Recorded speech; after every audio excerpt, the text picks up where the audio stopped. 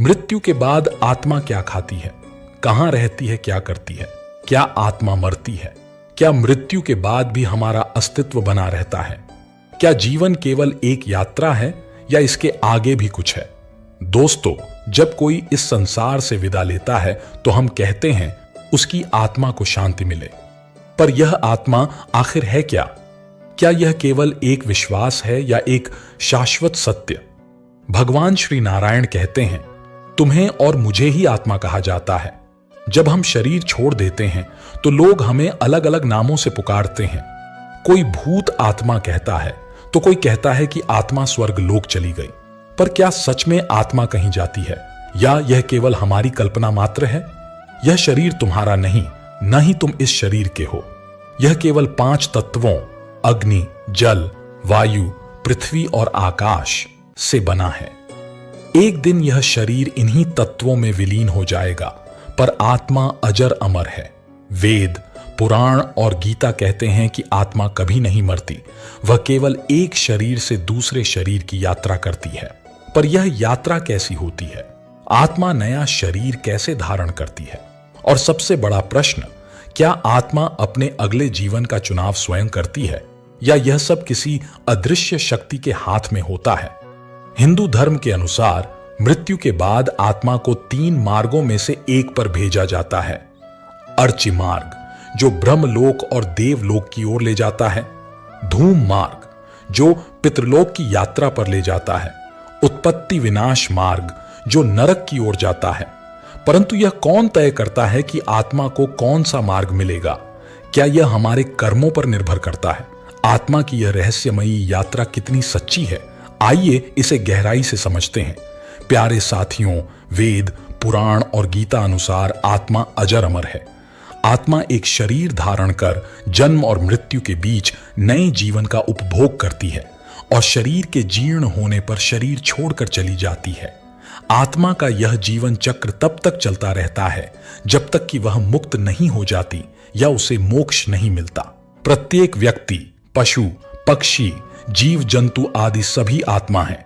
खुद को यह समझना कि मैं शरीर नहीं आत्मा हूं, यह आत्मज्ञान के मार्ग पर पहला कदम है। श्री नारायण ने गीता में कहा है, आत्मा अजर अमर है जो केवल शरीर बदलती है। आत्मा को मारा नहीं जा सकता। जिस प्रकार पुराने कपड़ों को उतारकर मनुष्य नए कपड़ों को धारण करता है, उसी तरह आत्मा भी एक समय के बाद एक नया शरीर धारण करती है। परंतु नया शरीर धारण करने का अर्थ केवल मनुष्य शरीर से नहीं होता। आत्मा को किसी भी योनि में जन्म मिल सकता है। श्री विष्णु ने गीता में कहा है, आत्मा स्वयं नया शरीर नहीं चुनती, बल्कि नियति उसे किसी भी जीव के शरीर में प्रवेश करने का आदेश देती है। आत्मा का खुद को मिलने वाले नए शरीर पर भले ही वश न चलता हो, लेकिन किसी इंसान की मृत्यु के बाद आत्मा कितने दिनों में दूसरा शरीर ग्रहण करेगी, यह बात हिंदू धर्म के कई वेदों और पुराणों में वर्णित है। प्रिय मित्रों, किसी व्यक्ति की मृत्यु होने पर सामान्यतः आत्मा तत्काल ही दूसरा शरीर धारण कर लेती है, लेकिन मनुष्य जीवन में किए गए विभिन्न कर्मों के आधार पर कभी कभी आत्मा को नया शरीर प्राप्त करने के लिए लंबी यात्रा करनी पड़ती है। कुछ आत्माएं 3 दिनों के भीतर नया शरीर धारण कर लेती हैं, इसलिए तीजा किया जाता है। कुछ आत्माएं 10 या 13 दिनों में दूसरा शरीर ग्रहण करती हैं, इसलिए 10वां और 13वीं मनाई जाती है। वहीं कुछ इंसान ऐसे भी होते हैं जिनकी मृत्यु दर्दनाक या समय से पूर्व हो जाती है, या जिनकी कोई गहरी इच्छा अधूरी रह जाती है। उनकी आत्माएं नया शरीर लेने से इनकार कर देती हैं। ऐसे में उन्हें नया शरीर मिलने में 37 या 40 दिन लग सकते हैं। इसीलिए 1 वर्ष बाद बरसी मनाई जाती है, ताकि यदि आत्मा प्रेत योनि में भटक रही हो तो उसे शांति मिल सके और वह फिर से जन्म चक्र में प्रवेश कर सके। आत्मा एक रहस्य है। मनुष्य जब से इस पृथ्वी पर आया है, उसकी उत्सुकता इस बात में रही है कि वह उस मूल तत्व को जान सके जिसे आत्मा कहते हैं।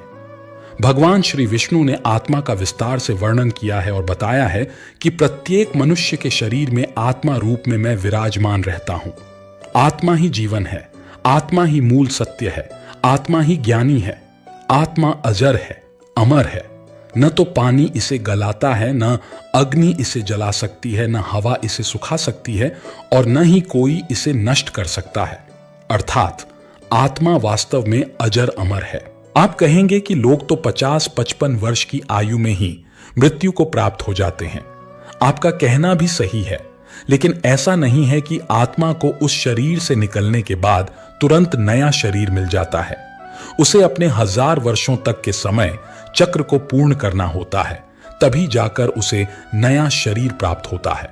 अगर आकस्मिक कारणों से शरीर त्याग करना पड़ता है और व्यक्ति को अपने कर्मों का फल नहीं मिल पाता, तब वह आत्मा बार बार जन्म लेकर सुख और दुख को भोगती हुई 1000 वर्ष का क्रम पूरा करती है।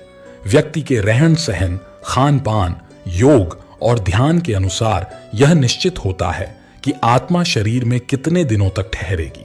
शास्त्रों और पुराणों में ऐसे कई उदाहरण मिलते हैं जहां योग और ध्यान के बल पर मनुष्य ने आत्मा की पूरी आयु अर्थात 1000 वर्षों तक पृथ्वी का सुख प्राप्त किया है। भगवान भास्कर, राम, पांचों पांडव और भगवान श्री कृष्ण ऐसे ही कुछ उदाहरण हैं जिन्हें दीर्घकाल तक पृथ्वी का सुख प्राप्त हुआ और दुख भी। उन्होंने सब कुछ भोग कर शरीर त्यागने के बाद बुढ़ापे को पीछे छोड़कर फिर से युवा रूप में पुनर्जन्म लिया। पुराणों में आत्मा के 3 स्वरूप बताए गए हैं, जीवात्मा, प्रेतात्मा और सूक्ष्मात्मा। जो आत्मा भौतिक शरीर में वास करती है उसे जीवात्मा कहते हैं। जब यह जीवात्मा वासना और कामना से ग्रस्त शरीर में निवास करती है तो उसे प्रेतात्मा कहा जाता है। जब आत्मा सूक्ष्मतम शरीर में प्रवेश करती है तो उसे सूक्ष्मात्मा कहा जाता है। 84 लाख योनियों में जीवन यापन करने वाली आत्माएं मृत्यु के बाद अदृश्य भूत प्रेत योनि में चली जाती हैं। आत्मा के प्रत्येक जन्म द्वारा प्राप्त जीव रूप को योनि कहा जाता है। ऐसी कुल 84 लाख योनियां मानी गई हैं, जिनमें कीट पतंगे, पशु पक्षी, वृक्ष और मानव आदि सभी शामिल हैं। हिंदू धर्म की मान्यता के अनुसार जीवात्मा 84 लाख योनियों में भटकने के बाद ही मनुष्य जन्म प्राप्त करती है। इन योनियों का वर्गीकरण इस प्रकार है: वृक्ष और पौधे 30 लाख, कीट और पतंगे 27 लाख, पक्षी 14 लाख, जलचर जीव 9 लाख, देवता, मनुष्य, पशु 4 लाख, कुल 84 लाख योनियां। साधारणतः शरीर वृद्धावस्था में जीर्ण हो जाने के कारण नष्ट होता है, परंतु यदि कोई आकस्मिक कारण उपस्थित हो जाए तब अल्पायु में ही शरीर त्यागना पड़ता है। जब मनुष्य मरने को होता है तब उसकी समस्त बाह्य शक्तियां अंतर्मुखी हो जाती हैं और आत्मा स्थूल शरीर से बाहर निकल पड़ती है। मुख, नाक, आंख, कान, प्राण और उत्सर्जन ये शरीर से आत्मा के निकलने के प्रमुख मार्ग होते हैं। दुष्ट वृत्ति वाले लोगों की आत्मा प्रायः मलमूत्र के मार्ग से निकलती देखी गई है, जबकि योगी और सत्कर्मी व्यक्ति ब्रह्मरंध्र, सिर के मध्य भाग से प्राण त्याग करते हैं। मृतक की आत्मा स्थूल शरीर से अलग होकर सूक्ष्म शरीर में प्रविष्ट हो जाती है। यह सूक्ष्म शरीर भी स्थूल शरीर जैसी ही आकृति का होता है, किंतु दिखाई नहीं देता। मृतक को भी इस शरीर का केवल अनुभव होता है। कुछ आत्माएं ही इस सूक्ष्म शरीर को देख पाती हैं। इस दौरान मृत आत्मा को बहुत आश्चर्य होता है कि मेरा शरीर तो वहीं पड़ा है और मैं अब हवा में उड़ सकता हूं। वह अपने मृत शरीर के आसपास ही मंडराता रहता है, अपने प्रियजनों को देखता है, उन्हें कुछ कहना चाहता है, पर उसकी कोई नहीं सुनता। मृत आत्मा स्वयं को मृत नहीं मानती। वह अपने अंग प्रत्यंग हिलाती डुलाती है, हाथ पांव चलाती है, लेकिन उसे यह अनुभव नहीं होता कि वह मर चुकी है। उसे लगता है कि शायद यह कोई सपना है। जब वह बार बार अपने पुराने शरीर में लौटने का प्रयास करती है और असफल होती है, तब उसे सत्य का आभास होता है। जब तक अंतिम संस्कार नहीं होता, आत्मा अपने मृत शरीर के पास बार बार लौटती है। यदि शरीर को जला दिया जाए तो आत्मा उसी समय निराश होकर किसी और मार्ग पर जाने लगती है, परंतु यदि शरीर को दफनाया गया हो तो आत्मा उस शरीर से मोह नहीं छोड़ पाती और कई दिनों तक उसी स्थान के आसपास घूमती रहती है। जिन मृतकों का मोह माया बहुत गहरा होता है, वे आत्माएं श्मशान भूमि में लंबे समय तक भटकती रहती हैं। शरीर की ममता बार बार उधर खींचती है और वे अपने को संभालने में असमर्थ होकर उसी के आसपास रुदन करते रहते हैं। कई ऐसे भी होते हैं जो शरीर की अपेक्षा प्रियजनों से अधिक मोह करते हैं। वे मरघट के स्थान पर प्रिय व्यक्तियों के निकट रहने का प्रयत्न करते हैं। पुराणों के अनुसार जब भी कोई मनुष्य मरता है और आत्मा शरीर को त्याग कर यात्रा प्रारंभ करती है, तो इस दौरान उसे 3 प्रकार के मार्ग में से किसी एक मार्ग पर चलाया जाता है। यह आत्मा को किस मार्ग पर जाना है, यह केवल उसके कर्मों पर निर्भर करता है। ये 3 मार्ग हैं, अर्च मार्ग, धूम मार्ग और उत्पत्ति विनाश मार्ग। अर्च मार्ग ब्रह्मलोक और देवलोक की यात्रा के लिए होता है। धूम मार्ग पितृलोक की ओर ले जाता है और उत्पत्ति विनाश मार्ग नरक की ओर। हालांकि इन सभी मार्गों से गई आत्माओं को कुछ काल तक भिन्न भिन्न लोकों में रहने के बाद पूर्ण मृत्यु लोक में आना ही पड़ता है। अधिकतर आत्माओं को यहीं जन्म लेना होता है और यहीं मरकर पुनः जन्म लेना पड़ता है। यजुर्वेद में कहा गया है कि शरीर छोड़ने के पश्चात जिन लोगों ने तप और ध्यान किया होता है वे ब्रह्मलोक चले जाते हैं, अर्थात वे ब्रह्मलीन हो जाते हैं। कुछ सत्कर्मी भक्त जन स्वर्ग चले जाते हैं और देव बन जाते हैं। राक्षसी प्रवृत्ति वाले कुछ लोग प्रेत योनि में अनंत काल तक भटकते रहते हैं और कुछ वापस धरती पर जन्म ले लेते हैं। जन्म लेने वालों में भी यह आवश्यक नहीं कि वे मनुष्य योनि में ही जन्म लें। इससे पूर्व सभी आत्माएं पितृलोक में निवास करती हैं, वहीं उनका न्याय होता है। सामान्य जनों के लिए यह धारणा कार्य करती है कि वे किस प्रकार की भावना और विश्वास लेकर मृत्यु को प्राप्त हुए हैं। जैसे किसी के मन में यह गहरी धारणा है कि मृत्यु के बाद यमदूत आएंगे तो उन्हें सच में यमदूत दिखाई देने लगते हैं। वहीं जिनके विश्वास में यह बैठा होता है कि मृत्यु के पश्चात आत्मा गहरी नींद में चली जाती है, उन्हें सच में ऐसा ही अनुभव होता है। शास्त्रों के अनुसार हमारे शरीर में 7 प्रकार के चक्र होते हैं। ये 7 चक्र हमारे 7 प्रकार के शरीर से जुड़े होते हैं, जिनमें प्रमुख 3 हैं: भौतिक शरीर, सूक्ष्म शरीर, कारण शरीर। भौतिक शरीर लाल रक्त से सना होता है, जिसमें लाल रंग की प्रधानता होती है। सूक्ष्म शरीर सूर्य के पीले प्रकाश जैसा होता है। कारण शरीर नीले रंग से युक्त होता है।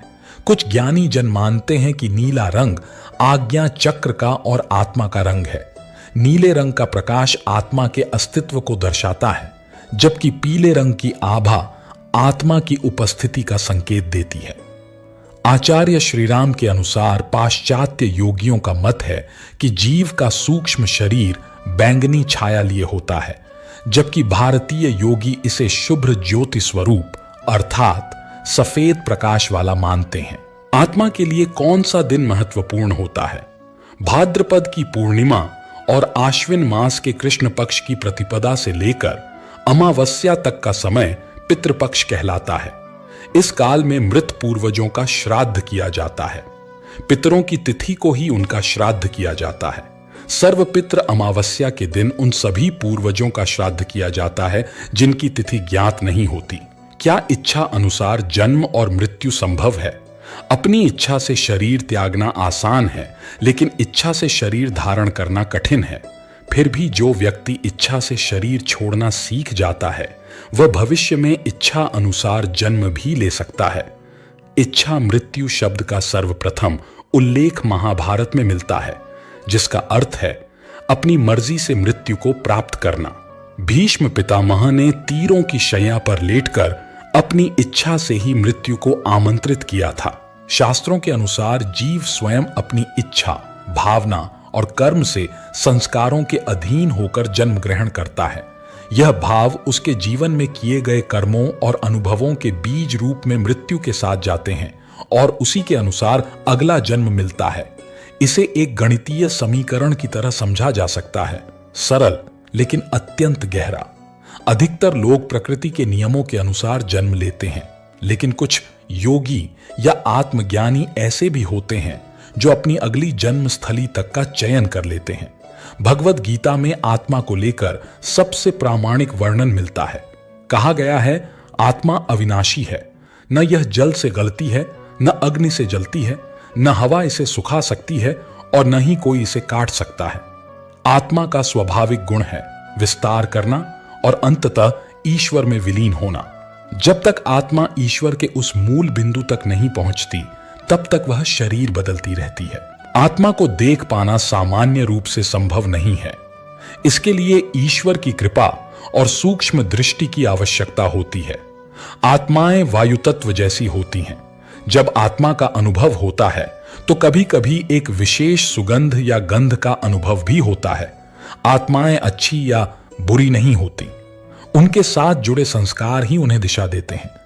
बुरे संस्कारों से ग्रसित आत्माओं का दुरुपयोग कुछ तांत्रिक अवश्य करते हैं, लेकिन वह भी अज्ञान या लोभ की उपज होती है। तंत्र मंत्र जैसी बातें केवल भ्रम है। सत्य एक ही है और वह है ईश्वर की भक्ति। इसलिए हमें चाहिए कि हम शिव और श्री कृष्ण की शरण में जाएं, सत्संग करें, भजन करें, कीर्तन करें, अपने संस्कारों को शुद्ध करें, कर्मों को सुधारें और आत्मज्ञान को प्राप्त करें। गीता में कहा गया है, मनुष्य की आत्मा स्वयं सर्व सामर्थ्य परमेश्वर का श्वास है। जब आत्मा जन्म और मृत्यु के चक्र में अनगिनत बार भटकने के बाद थक जाती है, तब वह अपनी यात्रा का अंतिम लक्ष्य मोक्ष प्राप्त करने की आकांक्षा रखती है। मोक्ष का अर्थ है आत्मा का इस संसार के बंधनों से पूर्ण रूप से मुक्त हो जाना और परमात्मा में विलीन हो जाना। यह आत्मा की सर्वोच्च स्थिति होती है, जहां वह न सुख की इच्छा रखती है और न ही दुख की अनुभूति। मोक्ष की आवश्यकता क्यों है? वेदों के अनुसार आत्मा जब तक अपने वास्तविक स्वरूप को नहीं पहचानती, तब तक वह माया के भ्रम में फंसी रहती है। माया यानी यह संसार, इसके संबंध, इच्छाएं, क्रोध, लोभ और अहंकार आत्मा को बार बार जन्म लेने के लिए विवश करते हैं। यही कारण है कि कहा गया है, पुनर्जन्मम पुनर्मरणम जननी जठरे शयनम इह संसारे बहु दुखे कथम मोक्षम मम प्रभो। मोक्ष प्राप्ति के 4 मार्ग। हिंदू शास्त्रों ने मोक्ष प्राप्त करने के लिए 4 प्रमुख मार्ग बताए हैं। 1. ज्ञान योग आत्मा और परमात्मा के सत्य ज्ञान द्वारा। 2. भक्ति योग परमात्मा की निष्काम भक्ति द्वारा। 3. कर्म योग बिना फल की आशा किए हुए सत्कर्म द्वारा। 4. राज योग ध्यान और साधना द्वारा अंतर्मन से जुड़कर। इन चारों मार्गों का एक ही उद्देश्य है, आत्मा को उसकी वास्तविक स्थिति का बोध कराना। जब आत्मा जान जाती है कि वह शरीर नहीं है, तब वह बाह्य संसार से विमुख होकर अपने आंतरिक स्वरूप की ओर आकर्षित होती है। आत्मज्ञान ही है मोक्ष का द्वार। भगवद गीता में श्री कृष्ण अर्जुन से कहते हैं, न जायते म्रियते व कदाचित नाय भूत्वा भविता व न भूया अजो नित्य शाश्वतोयम पुराणो न हन्यते हन्यमाने शरीरे। इस श्लोक का भाव है कि आत्मा कभी जन्म नहीं लेती, नहीं मरती है। यह सनातन है, अविनाशी है। केवल शरीर मरता है, आत्मा नहीं। जो व्यक्ति इस सत्य को समझ लेता है, वही मृत्यु के भय से मुक्त हो जाता है, वही मोक्ष की ओर अग्रसर होता है। मोक्ष की अवस्था कैसी होती है? जब आत्मा मोक्ष प्राप्त करती है, तब वह कर्म के बंधनों से मुक्त हो जाती है, पुनर्जन्म के चक्र से बाहर आ जाती है, सुख दुख से परे केवल शांति और परमानंद में लीन हो जाती है, परमात्मा के साथ एकाकार हो जाती है, जैसे बूंद समुद्र में मिल जाती है। मृत्यु एक ऐसा विषय है जो हर जीवित प्राणी के जीवन से जुड़ा है, फिर भी यह सबसे अधिक उपेक्षित और भयभीत करने वाला विषय माना गया है। लेकिन अध्यात्म के दृष्टिकोण से मृत्यु कोई अंत नहीं है, बल्कि आत्मा की यात्रा का एक संक्रमण काल है, एक पड़ाव। यह वह क्षण होता है जब आत्मा एक शरीर से निकलकर अगले अनुभव की ओर अग्रसर होती है। इस खंड में हम समझेंगे कि मृत्यु की चेतना क्या होती है और यह चेतना आत्मा के अगले जन्म को कैसे प्रभावित करती है। मृत्यु की घड़ी की चेतना। शास्त्रों के अनुसार जिस समय प्राणी मृत्यु को प्राप्त होता है, उस अंतिम क्षण की चेतना अत्यंत महत्वपूर्ण होती है। मृत्यु की घड़ी में व्यक्ति का मन जिस विचार में लिप्त होता है, वही विचार उसके अगले जन्म की दिशा तय करता है। भगवद गीता में श्री कृष्ण कहते हैं, यम यम वापि स्मरण भावम त्यजत्यन्ते कलेवरम तन तमे वैति कौन्तेय सदा तद्भाव भाविता। अर्थात जो भाव लेकर प्राणी शरीर का त्याग करता है, वह उसी भाव को प्राप्त करता है। यदि उस क्षण मन ईश्वर में लीन है, भक्ति में है, सत्य और प्रेम में है, तो आत्मा उच्च लोकों में जाती है या मोक्ष को प्राप्त करती है। पर यदि मन वासनाओं, क्रोध, मोह या डर से भरा होता है तो आत्मा उसी ऊर्जा में खींचकर निम्न योनियों में जन्म लेती है। चेतना को नियंत्रित करने के उपाय मृत्यु की चेतना संयोग से नहीं बनती, यह जीवन भर के अभ्यास से निर्मित होती है। जो व्यक्ति जीवन भर अपने चित्त को नियंत्रित करना, मन को साधना, सत्य बोलना और सच्चे धर्म का पालन करना सीखता है, उसकी मृत्यु शांत, सौम्य और जागरूक होती है। ऐसे व्यक्ति को मृत्यु भी एक साधना प्रतीत होती है। योग साधना, ध्यान, भक्ति, नाम स्मरण और सेवा, यह सब आत्मा को मृत्यु के समय भी सजग बनाए रखने में सहायता करते हैं। संत महापुरुषों की मृत्यु को महासमाधि कहा जाता है, क्योंकि वे पूर्ण जागरूकता के साथ शरीर त्याग करते हैं। पुनर्जन्म का रहस्य, पुनर्जन्म का सिद्धांत भारत की आत्मविद्या का मूल स्तंभ है। आत्मा एक शरीर से दूसरे शरीर में जन्म लेती है, परंतु उसकी दिशा उसके कर्मों और मृत्यु की चेतना से तय होती है।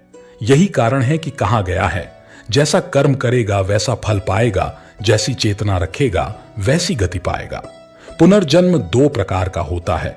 1. कर्मानुसार जन्म, यह सामान्य आत्माओं का मार्ग है जो अपने पूर्व कर्मों के अनुसार नई देह को धारण करती हैं। 2. इच्छानुसार जन्म, यह उन सिद्ध आत्माओं का मार्ग है जिन्होंने जीवन में ही मोक्ष प्राप्त कर लिया होता है, लेकिन किसी विशेष उद्देश्य के लिए जन्म लेना स्वीकार करते हैं, जैसे संत, अवतार और महामानव। कौन सी योनि में जन्म? शास्त्रों में बताया गया है कि यदि मृत्यु के समय मन में ईश्वर का स्मरण हो तो देव योनि या मोक्ष, मोह हो तो पुनः मनुष्य योनि, वासना या क्रोध हो तो पशु, कीट या निम्न योनि। यह प्रक्रिया पूर्णतः स्वचालित है। इसे यम, चित्रगुप्त और कालचक्र संचालित करते हैं। कोई भी सांसारिक शक्ति इसे बदल नहीं सकती। आत्मा अपने कर्म और भावनाओं से बंधकर अगले लोक में गति करती है। कालचक्र, यह केवल समय की गति नहीं बल्कि समस्त सृष्टि की धड़कन है। यह एक ऐसा चक्र है जिसमें संपूर्ण ब्रह्मांड की आत्माएं, चाहे वे स्थूल रूप में हों या सूक्ष्म, निरंतर भ्रमण कर रही हैं। आत्मा कभी विश्राम नहीं करती, वह निरंतर गति में है, जन्म, मृत्यु और पुनर्जन्म के मार्ग पर। काल का चक्र क्या है? काल यानी समय न तो रुकता है और न ही लौटता है।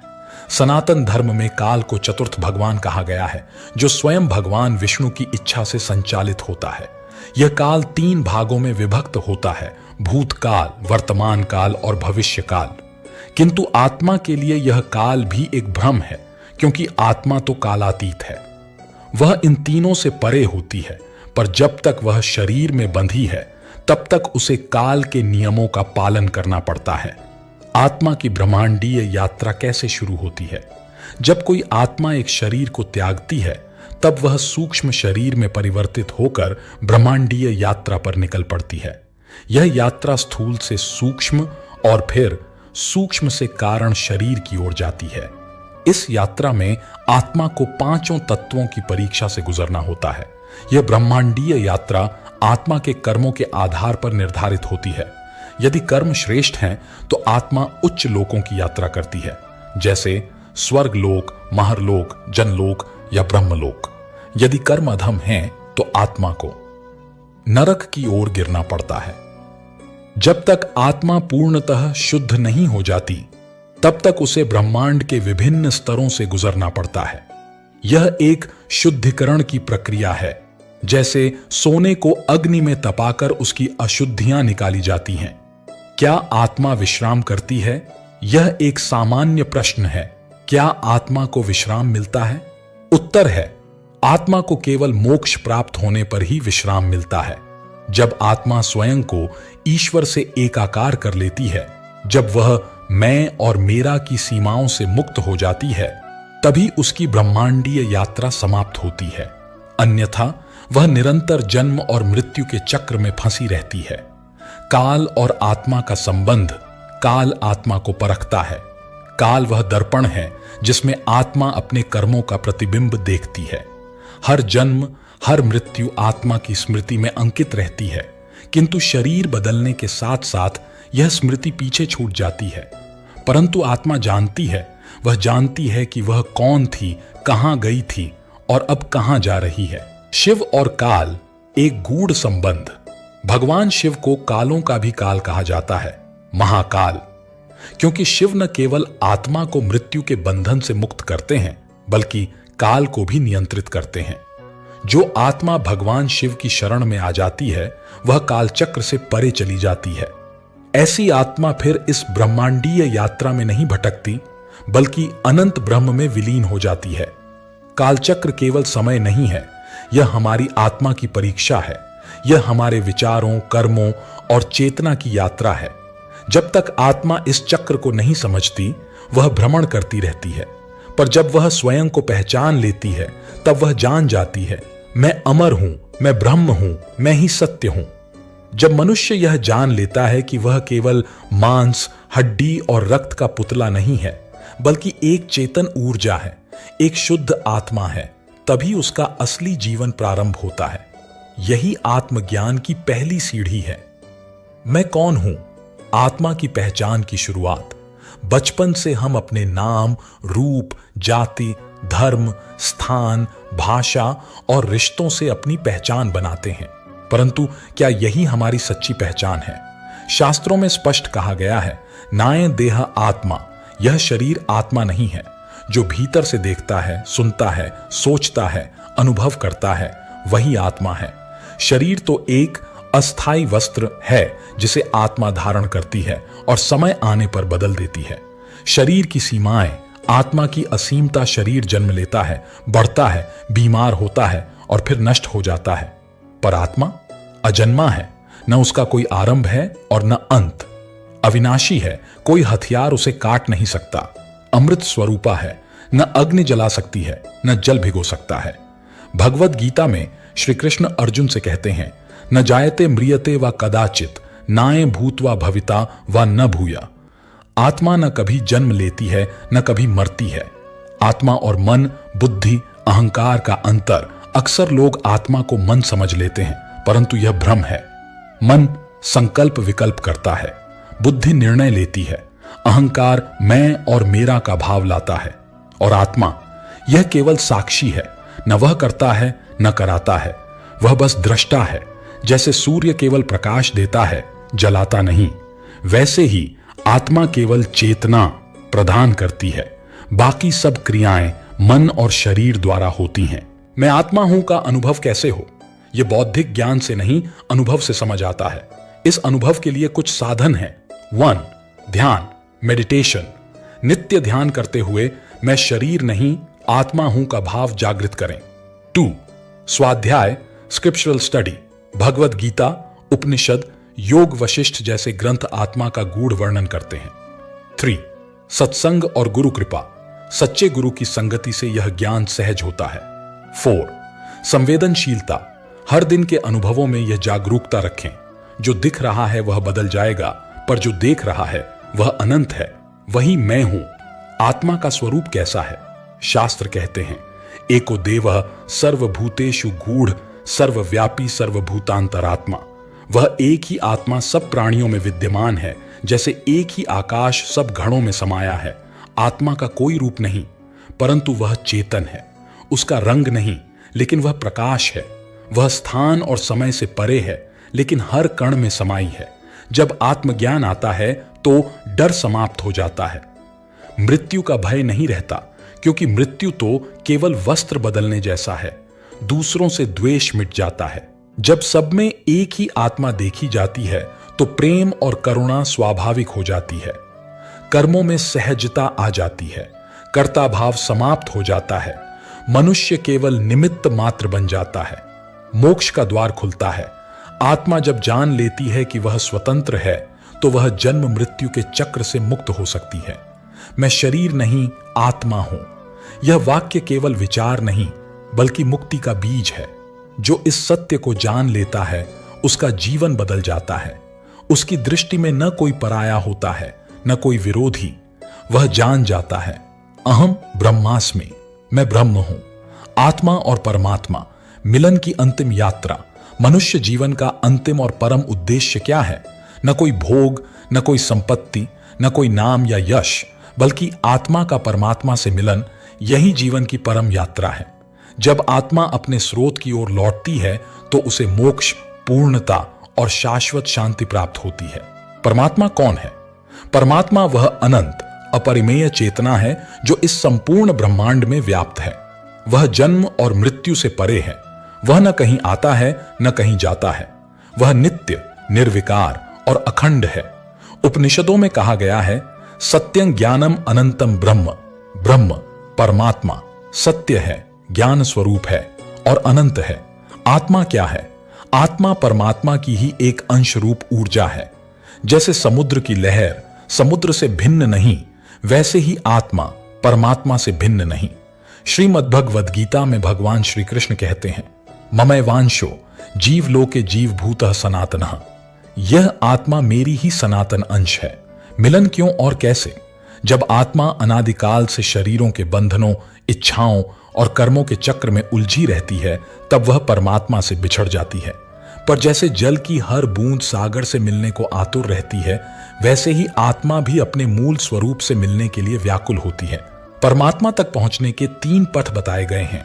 ज्ञान योग, आत्मा और परमात्मा के अद्वैत ज्ञान से मिलन। भक्ति योग, प्रेम और समर्पण से परमात्मा का अनुभव।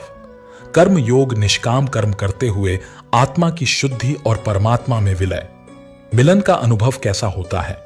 जब आत्मा परमात्मा से मिलती है तब द्वैत मिट जाता है। सुख दुख, लाभ हानि का भेद समाप्त हो जाता है।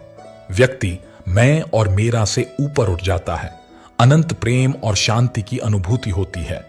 मनुष्य पूर्ण बन जाता है। पूर्णमदः पूर्णमिदम्।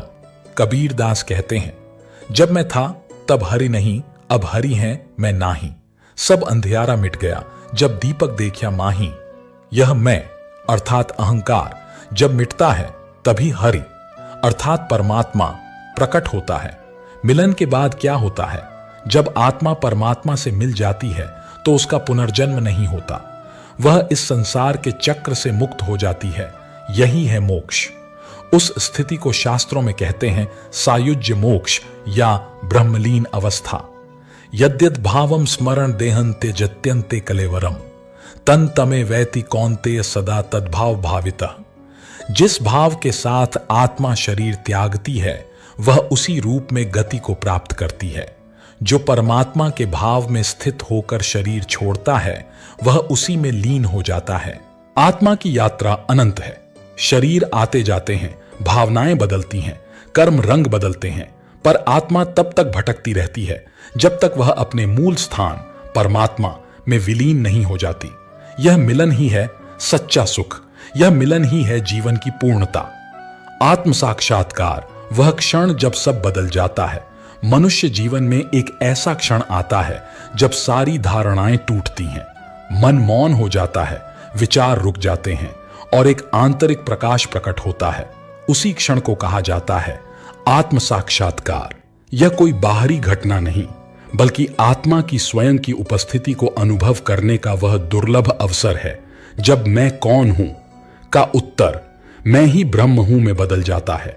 आत्म साक्षात्कार क्या है? आत्म साक्षात्कार का अर्थ है आत्मा का स्वयं को जान लेना। यह जानना कि मैं शरीर नहीं हूं, मैं मन नहीं हूं, मैं विचार नहीं हूं, मैं केवल चेतना हूं। यही वह बिंदु है जहां द्वैत समाप्त होता है और अद्वैत प्रकट होता है। उपनिषदों में कहा गया है अहम ब्रह्मास्मि, मैं ब्रह्म हूं, तत्वमसि, तू वही है। आत्म साक्षात्कार कैसे होता है? आत्म साक्षात्कार कोई प्रयास से प्राप्त की गई उपलब्धि नहीं, बल्कि यह एक अनुग्रह है। यह उस समय होता है जब मन एकदम शांत हो जाता है और आत्मा अपने वास्तविक स्वरूप में प्रकट हो जाती है। इसके 3 चरण माने गए हैं। विचार से वैराग्य, जब मन जान ले कि संसार का कोई सुख स्थायी नहीं। ध्यान और अभ्यास, जब व्यक्ति भीतर की ओर ध्यान करना आरंभ करता है। अनुग्रह का क्षण, जब गुरु, ईश्वर या आत्मा की कृपा से एक दिनस्व प्रकट हो जाता है। वह क्षण कैसा होता है? ऐसा प्रतीत होता है जैसे समय रुक गया हो। मन कहीं खो जाता है और केवल मौन बचता है। देह का बोध समाप्त हो जाता है और केवल एक प्रकाश अनुभव होता है। ऐसा लगता है जैसे एक अनंत आकाश भीतर खुल गया हो। भगवान रामकृष्ण परमहंस कहते हैं, जिस दिन आत्मा अपने को देखती है उस दिन वह स्वयं परमात्मा बन जाती है। आत्म साक्षात्कार के बाद क्या बदलता है? अहंकार समाप्त हो जाता है, जीवन में गहराई और करुणा प्रकट होती है, मृत्यु का भय समाप्त हो जाता है। कर्म तो रहते हैं पर अब वे व्यक्ति को नहीं बांधते। व्यक्ति समाज में रहते हुए भी संसार से परे हो जाता है। श्री अरविंद कहते हैं, संसार को छोड़ना नहीं बल्कि उसके भीतर परमात्मा को खोजना आत्म साक्षात्कार है। यदि आत्म साक्षात्कार की अभिलाषा हो तो मार्ग यही है। मौन को अपनाओ, ध्यान को जीवन का अंग बनाओ, सच्चे गुरु या आत्मा की पुकार सुनो, सत्य बोलो, प्रेम करो, सरल बनो, भक्ति, विवेक और वैराग्य को विकसित करो।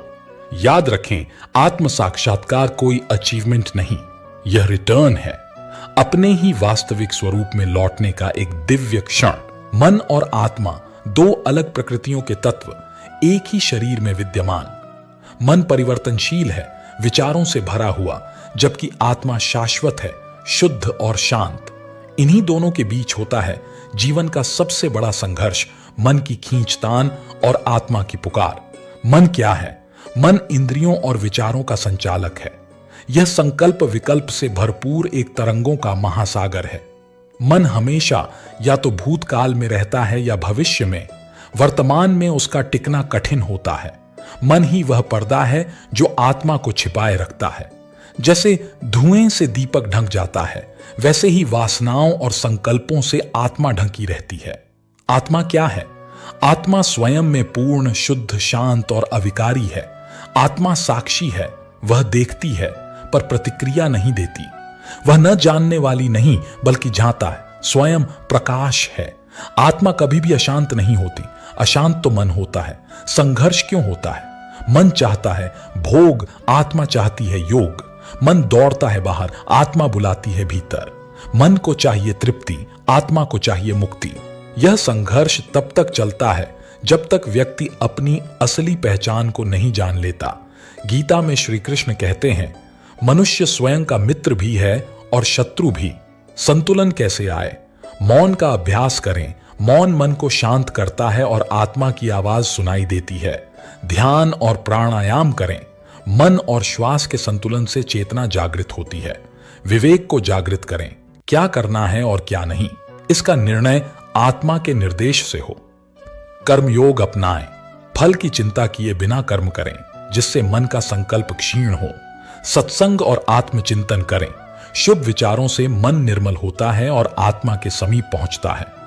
मन की शुद्धि इक्वल साइन आत्मा का प्रकाश। मन जैसे जैसे शांत होता है, आत्मा का प्रकाश भीतर अनुभव होने लगता है। जब मन पूरी तरह से मौन हो जाए तब आत्मा की उपस्थिति प्रत्यक्ष हो जाती है। रावण महर्षि कहते हैं, मन को रोकना ही आत्म साक्षात्कार है। जब मन नहीं रहेगा तब आत्मा स्वयं प्रकट होगी। समाधान: आत्मा को मन का मार्गदर्शक बनाओ।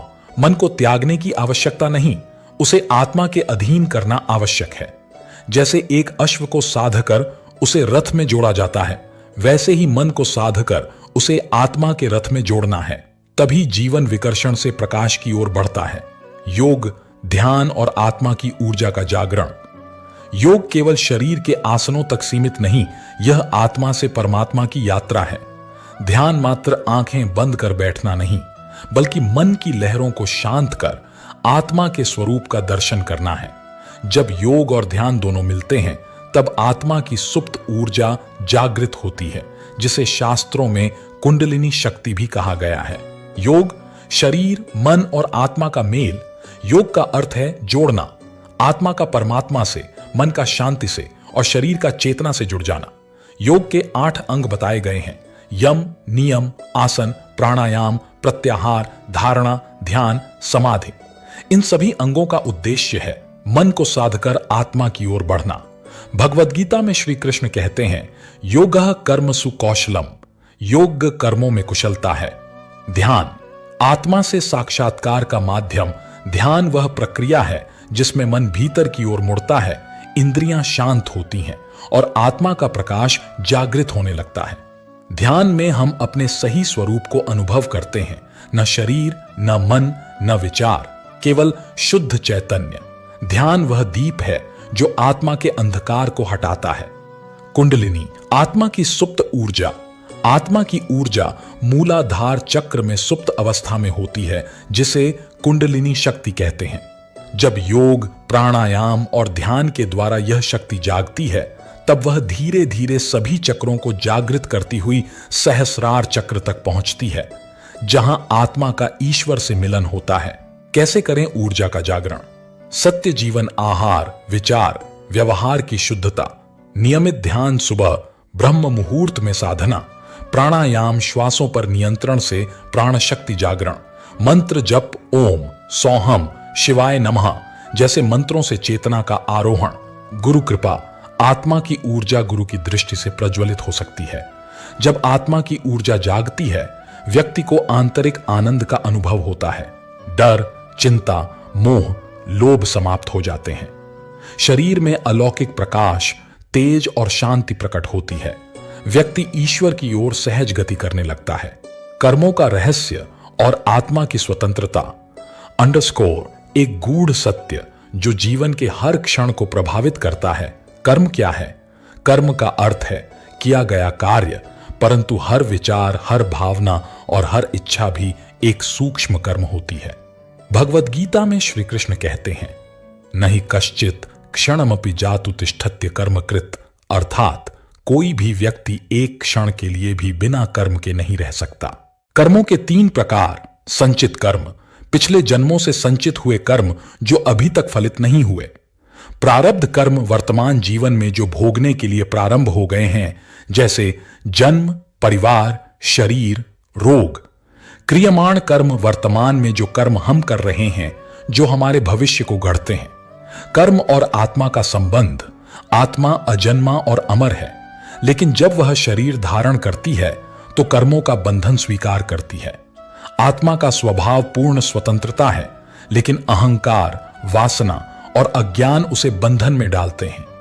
जिस प्रकार सूर्य हमेशा प्रकाशमान होता है, लेकिन बादल उसे ढक देते हैं, उसी तरह आत्मा भी कर्मों के आवरण में ढंक जाती है। क्या आत्मा को कर्मों से मुक्ति मिल सकती है? हां, जब आत्मा अपने स्वरूप का ज्ञान प्राप्त करती है, तो वह कर्मों के परिणामों से मुक्त हो जाती है। ज्ञानेन तु तदज्ञानन येषा नाशितमात्मना तेषामादित्यवत ज्ञानम प्रकाशयति तत्परम। गीता ज्ञान ही वह अग्नि है जो सारे पाप कर्मों को भस्म कर देता है। मुक्ति की राह: कैसे आत्मा हो स्वतंत्र? सात्विक जीवन, मन, वचन, कर्म की शुद्धता से। निष्काम कर्म, फल की इच्छा बिना किया गया कार्य। सेवा और करुणा, परोपकार से आत्मा का तेज प्रकट होता है। ध्यान और आत्मचिंतन, कर्मों के मूल पर दृष्टि डालना। ज्ञान योग, आत्मा का स्वरूप जानकर कर्म से ऊपर उठ जाना। आत्मा तब स्वतंत्र होती है जब वह स्वयं को केवल शरीर नहीं मानती, जब कर्मों के फेर को समझकर साक्षी भाव में रहती है, जब वह जानती है कि मैं कर्म नहीं हूं, मैं अनुभव करता हूं, मैं शरीर नहीं आत्मा हूं। अंततः कर्म बंधन है, पर ज्ञान, योग और भक्ति उसकी मुक्ति है। जो आत्मा कर्म को करता नहीं, माध्यम मानती है, वह संसार के जाल में रहकर भी बंधती नहीं। पुनर्जन्म के चिन्ह और पिछले जन्म की स्मृति _ आत्मा के अनंत सफर की झलक। क्या है पुनर्जन्म? पुनर्जन्म का अर्थ है एक आत्मा का एक शरीर से दूसरे शरीर में प्रवेश करना। जब कोई मनुष्य मृत्यु को प्राप्त करता है, तो केवल उसका शरीर नष्ट होता है, आत्मा नहीं। आत्मा अपने कर्मों के अनुसार अगले जीवन के लिए एक उपयुक्त शरीर खोजती है। जैसे मनुष्य पुराने वस्त्रों को त्याग कर नए वस्त्र धारण करता है, वैसे ही आत्मा पुराने शरीर को त्याग कर नए शरीर को धारण करती है। पुनर्जन्म के चिन्ह क्या होते हैं? जन्म से लगे हुए विशेष निशान या आकृतियां, बर्थ मार्क्स।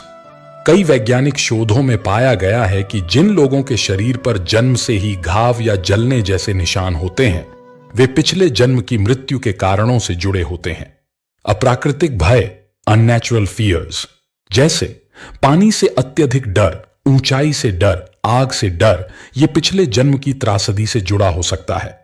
अप्रत्याशित ज्ञान, सडन टैलेंट्स, बिना सिखाए किसी भाषा को जानना, संगीत या विज्ञान में दक्षता, ये सब पिछले जन्म की स्मृति के अंश हो सकते हैं। अचानक परिचित स्थान या व्यक्ति, किसी स्थान पर पहली बार जाकर भी उसका परिचय सा लगना या किसी अजनबी से मिलकर गहरी आत्मीयता का अनुभव होना, ये पूर्व जन्म की स्मृतियां हो सकती हैं। बच्चों में पिछले जन्म की स्मृति, शोधों में पाया गया है कि 2 से 7 वर्ष की आयु तक के बच्चों में पिछले जन्म की घटनाओं को बताने की अद्भुत क्षमता होती है। भारत, श्रीलंका और अमेरिका जैसे देशों में इयन स्टीवनसन जैसे वैज्ञानिकों ने ऐसे हजारों मामलों का दस्तावेजीकरण किया है जहां बच्चों ने अपने पिछले जीवन के परिवार, स्थान, मृत्यु के कारण तक बताए हैं और सत्य भी सिद्ध हुए। क्यों मिट जाती है स्मृति मृत्यु के बाद? आत्मा जब नया शरीर धारण करती है तो उसे माया का आवरण घेर लेता है। यह आवरण ही आत्मा को पिछली स्मृतियों से विचलित करता है, जिससे वह नए जीवन में पूरी तरह मन लगा सके। ज्ञानं च स्मरणं च मोहं च, तीनों माया के अधीन हैं। कभी कभी यदि आत्मा का पूर्व जन्म बहुत तीव्र, दर्दनाक या अपूर्ण रहा हो तो उसकी स्मृति नए जन्म में रह जाती है और वह पूर्व जन्म के संकल्प पूरे करने आती है। क्या हम अपने पिछले जन्म को जान सकते हैं? हां, लेकिन इसके लिए कुछ साधन आवश्यक हैं। गहरा ध्यान, डीप मेडिटेशन। जब मन और इंद्रियां शांत हो जाती हैं तब आत्मा की गहराइयों में प्रवेश कर सकते हैं। पुनर्जन्म स्मरण योग, पास्ट लाइफ रिग्रेशन, एक विशेष साधना या चिकित्सकीय प्रक्रिया जिसमें व्यक्ति को ट्रांस अवस्था में ले जाकर पूर्व जन्म की छवियां सामने आती हैं। संस्कारों और प्रवृत्तियों का विश्लेषण, हमारी आदतें, रुचियां और कर्मों का झुकाव बताते हैं कि हम किस दिशा से आए हैं। पुनर्जन्म क्यों होता है? आत्मा का उद्देश्य है पूर्णता, अनुभव और ईश्वर में विलय। जब तक आत्मा को पूर्ण ज्ञान नहीं होता और जब तक उसके सारे कर्मों के फल भोगे नहीं जाते, तब तक वह जन्म लेती रहती है। जब तक आत्मा अपने को परमात्मा से भिन्न समझती है, तब तक उसका चक्र चलता रहेगा। पुनर्जन्म कोई कल्पना नहीं, बल्कि आत्मा के यात्रा का अगला पड़ाव है। जो इस रहस्य को समझ लेता है वह अपने वर्तमान को सावधानी से जीता है, क्योंकि उसे ज्ञात होता है कि आज का हर कर्म कल के जीवन का बीज है। स्वप्न और मृत्यु के बीच संबंध, चेतना की सीमाओं से परे एक यात्रा। स्वप्न क्या है? स्वप्न वह अवस्था है जब हमारी चेतना जागरूक नहीं रहती, परंतु हमारा अवचेतन मन सक्रिय रहता है। जब हम नींद में होते हैं तो आत्मा स्थूल शरीर से कुछ दूरी बनाकर सूक्ष्म जगत में विचरण करती है। नींद एक छोटी मृत्यु है और मृत्यु एक लंबी नींद। मृत्यु क्या है? मृत्यु आत्मा द्वारा स्थूल शरीर को पूर्णतः त्याग देने की स्थिति है। मृत्यु के बाद आत्मा सूक्ष्म और कारण शरीर के साथ अपनी यात्रा आरंभ करती है। नींद के समय यह यात्रा क्षणिक और सीमित होती है, जबकि मृत्यु के समय यह स्थायी और व्यापक। उपनिषदों में कहा गया है, या स्वप्नेषु पश्यति तम मृत्यु समय अपि पश्यति, अर्थात जो दृश्य हम स्वप्न में देखते हैं वही दृश्य मृत्यु के समय आत्मा अनुभव करती है। बृहदारण्यक उपनिषद बताता है कि स्वप्न की अवस्था आत्मा के गति और अनुभव की झलक है। क्या आत्मा स्वप्न में देह से बाहर जाती है? हां, कई योगियों और ध्यान साधकों ने इसका अनुभव किया है। इस प्रक्रिया को कहा जाता है अस्त्रल ट्रैवल। इसमें आत्मा सूक्ष्म शरीर के साथ देह से बाहर जाकर स्वप्न रूप में अनुभव करती है, दूसरे स्थान, काल या जीवन। यह अनुभव मृत्यु से पहले आत्मा का अभ्यास कहा जा सकता है। कैसे समझें कि कोई स्वप्न गहरा आध्यात्मिक है? 1. जब स्वप्न बहुत सजीव और भावनात्मक हो। 2. जब उसमें अज्ञात स्थान या मृत लोग दिखें। 3. जब जागने के बाद भी स्मृति स्पष्ट बनी रहे। 4. जब वह स्वप्न हमारे विचार और व्यवहार को बदल दे। ये संकेत करते हैं कि वह स्वप्न आत्मा की गहन चेतना से जुड़ा हुआ है। क्या मृत्यु से पहले भविष्य दृष्टा स्वप्न आते हैं? हां, कई संतों, साधकों और सामान्य जनों को मृत्यु से कुछ समय पहले ऐसे स्वप्न आते हैं जिसमें वे अपने मृत संबंधियों को स्वर्गलोक, यमदूत या प्रकाश के स्रोतों को देखते हैं। यह चेतना का संकेत होता है कि आत्मा अब देह से विदा लेने की तैयारी में है। स्वप्न और मृत्यु की अंतर संबंधित भूमिका क्या है? स्वप्न आत्मा को मृत्यु के बाद की अवस्था का अभ्यास देता है। जो मनुष्य स्वप्नों को समझता है वह मृत्यु को भी सहजता से स्वीकार कर पाता है। जो स्वप्न में जाग गया वह मृत्यु में भी नहीं सोता। इसका अभ्यास कैसे करें?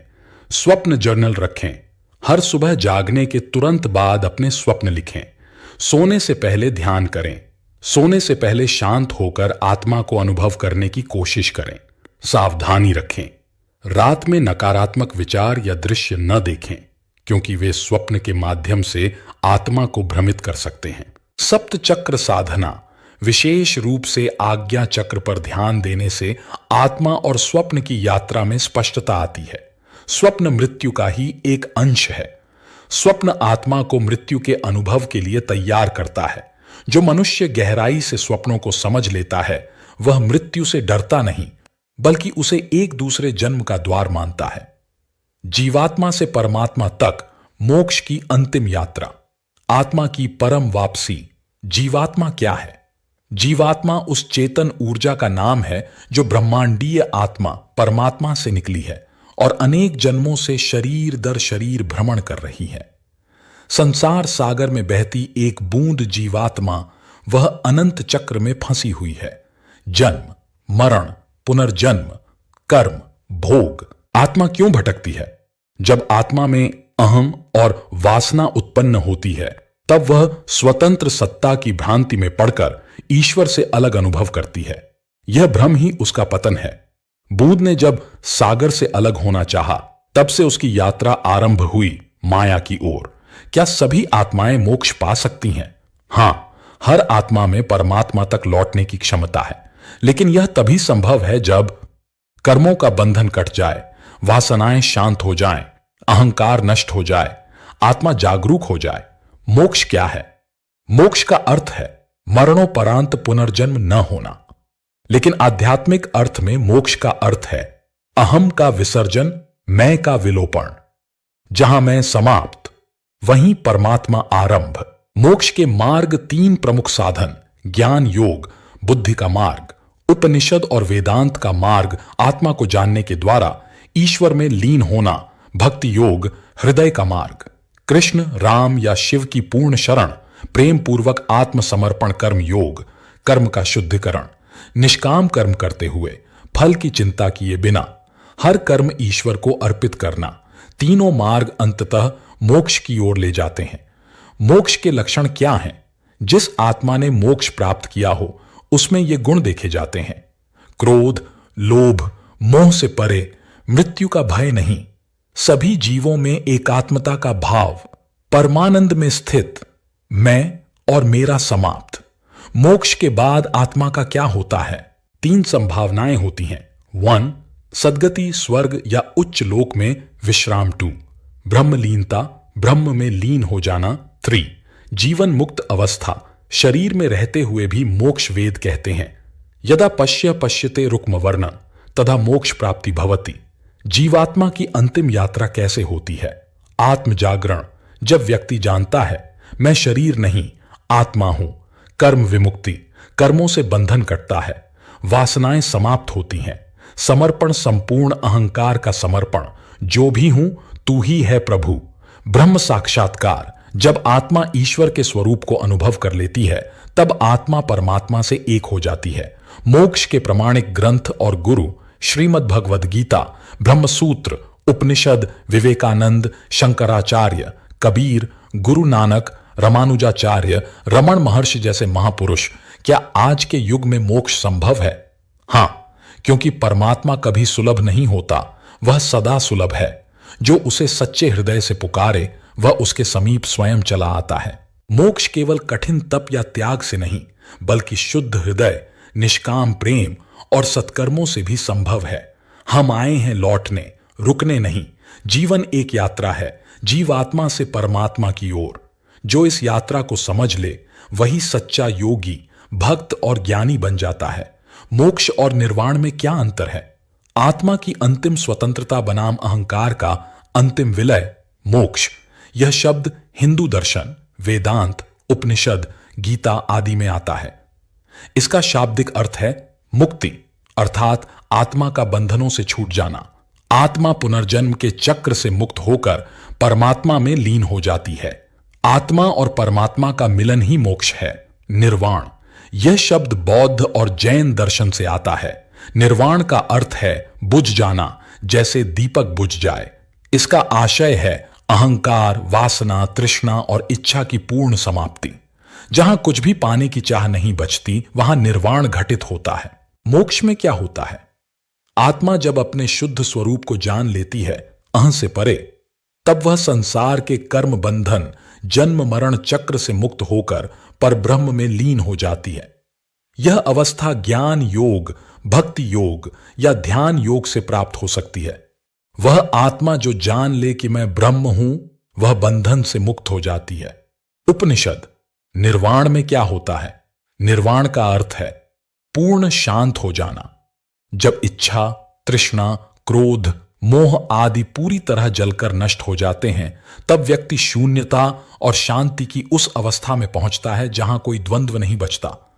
बुद्ध ने कहा, न हर्ष है, न विषाद, न राग, न द्वेष, यही निर्वाण है। साधना का अंतर। मोक्ष के लिए साधन श्रवण, मनन, ध्यान, निष्काम कर्म, भक्ति, संन्यास, आत्मज्ञान के द्वारा बंधनों की निवृत्ति, निर्वाण के लिए साधन। अष्टांगिक मार्ग, विपश्यना ध्यान, क्षमा भाव, तृष्णा की समाप्ति, चित्त का पूर्ण शुद्धिकरण, अवस्था की अनुभूति। मोक्ष में आत्मा परम शांति और आनंद का अनुभव करती है। निर्वाण में व्यक्ति पूर्ण शांति, शून्यता और द्वंद्व शून्य चेतना में स्थित हो जाता है। क्या दोनों समान लक्ष्य हैं? हां और नहीं, दृष्टिकोण अलग है, लेकिन उद्देश्य एक ही है। कर्म और पुनर्जन्म से मुक्ति, शाश्वत शांति और चेतना की पूर्ण स्थिति। मोक्ष परमात्मा में विलय है। निर्वाण शून्यता में शांत हो जाना है। मोक्ष में आत्मा ब्रह्म बन जाती है। निर्वाण में अस्व की सभी धारणा समाप्त हो जाती है। मोक्ष भयकत्व की उपलब्धि, निर्वाण इक्वल साइन खालीपन और द्वंद्व शून्यता की उपलब्धि, दोनों ही आत्मिक मुक्ति की पराकाष्ठा हैं और अंततः हमें माया, अहम और पुनर्जन्म से मुक्ति दिलाते हैं। मुझे सुनने के लिए धन्यवाद दोस्तों। मिलते हैं अगली वीडियो में एक नई सीख के साथ। खुश रहिए, अपना ख्याल रखिए। जय श्री कृष्णा।